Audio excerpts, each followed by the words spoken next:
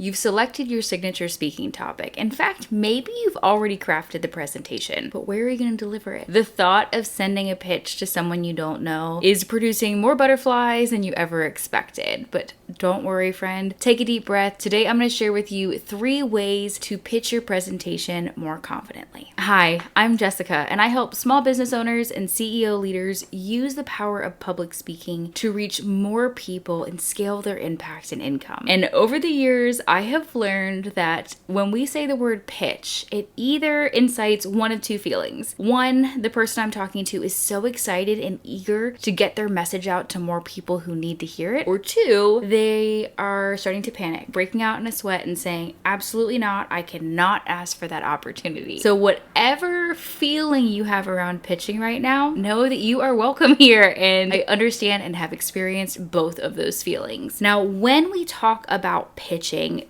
comes in all different shapes and sizes, right? We could be pitching to speak at a major conference, an intimate retreat, to have a collaboration, to be on someone's podcast. Sky's the limit when it comes to what pitching looks like for our business. But no matter what the pitch is, the pitch itself is typically going to be delivered in one of 3 ways. Either 1, we're receiving an incoming pitch where someone's asking us to be a part of something. 2, we are sending an outgoing pitch and asking to be a part of something. Or 3, we are filling out an application and putting our name in the hat to be a part of an opportunity. No matter which of these it is that you are focusing on submitting or receiving right now, there are 3 things that I need you to know when it comes to feeling better about hitting submit. As someone who has been speaking and pitching themselves for over 16 years, who's helped hundreds of business owners do the same, and who has their own podcast and receives pitches every single week, I've learned a thing or 2 about what works and what gets you sent to the trash can in the inbox. So if you are thinking right now that in order for your pitch to be impactful, you need to be bragging about all of your accomplishments, you don't. At least not yet. Your audience, that event organizer, the host of the podcast, whoever it is you're talking to, they don't really care about your achievements just yet. We have to hook them in first. If we don't first hook them in, they're not going to keep reading or keep listening. It's the same thing as when we're on the stage. So how do we hook someone in to let them actually read or hear our pitch? Instead of focusing on bragging about yourself or sharing all of your accomplishments, I want you to focus on letting your knowledge of the event and the audience shine. This means that you are going to showcase everything that you know about the event, because relationships are going to open so many more doors than a perfect pitch template ever will. If we know that showcasing our knowledge of the event and building a relationship with the organizer is going to open the door,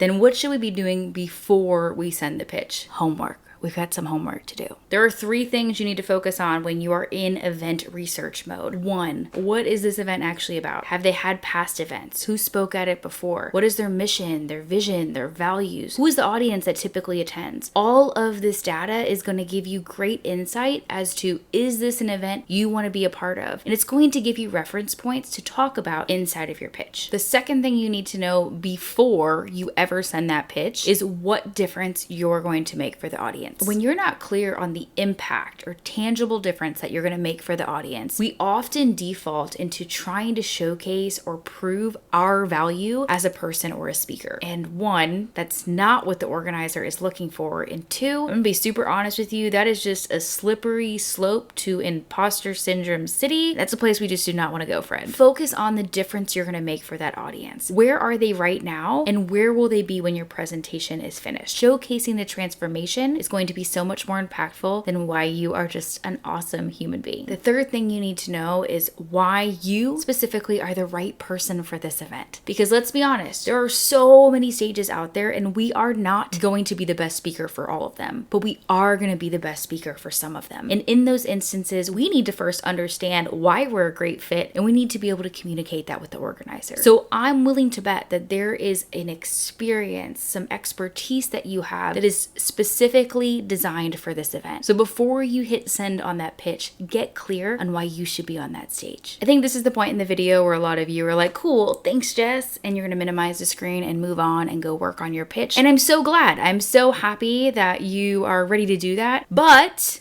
big old but here. An effective pitch is only as good as the follow-up, because so often a pitch is sent and it's received and they're like, yes, this is great, and they don't follow up or they don't respond, not because you're not a great fit, but because they had hundreds of other things in their inboxes, because life happened. There's so many reasons why someone does not respond to your pitch on the first time. So don't be afraid to follow up and have a great follow-up strategy, but just don't do it to the point where you're starting to make things a little weird or uncomfortable. So always assume the best, and that your email was not overlooked or deleted, but it simply got buried in the shuffle of the day-to-day inbox. My best tip for you for effective pitching is never start from scratch twice. I want you to keep a working document that whenever you're working on a pitch, you keep it in this one document. What's going to happen is maybe you pitch one podcast today. You spent a lot of time creating a very intentional pitch that showcased why this event is a great fit, the difference that you're going to make for them. You showcase your experience and expertise. And next week, you find that there's a summit coming up that you also want to pitch yourself for. While you still need to do your homework and figure out why this event is going to be great for you and you are great for it, I'm sure there's a lot of information on your pitch from the podcast last week that you can repurpose into this week's pitch. What I am not telling you to do, I repeat, I am not telling you to copy and paste your pitches and send them to other people, because you will not believe how many podcast pitches I receive for the Speak to Scale podcast that are sent to like other podcast names and they never change the name. We can do better than that, friends. But what I am saying is don't start from scratch. You can take that last pitch and customize it to fit this new audience. It's going to help eliminate a lot of overwhelm and reduce the time you spend pitching, so you can spend more time closing those opportunities and serving your audience from the stage. And if you're feeling a little resistance there and you're like, Jessica, I don't need a doc, I could totally do this, I'm going to ask, have you ever seen a speaking opportunity and you like bookmarked it and said, I'll get back to that later, I'll go fill out that application, and then you never do and the deadline's passed? Yeah. Having a working doc allows you to say yes to more opportunities faster and make a bigger impact in the world. So I'm going to challenge you to get that document started today. Open up a Google Doc, make it your pitch doc, and start walking through these things. Pick an event, pick up your favorite podcast, and start writing down the reasons why you would make a great fit for the event. While pitching can often feel like the scariest part of the speaking process, it is the way that you're going to get out in the world and do great work, that you're going to get your message into the world. And I want you to do it in a way that works for your business, so that speaking isn't just another thing on your plate. If you're not sure how to actually use speaking to scale your business, you're definitely going to want to check out this video on how to do that. I'm going to walk you through how to make this work based on your unique business so that these pitches can be even more effective.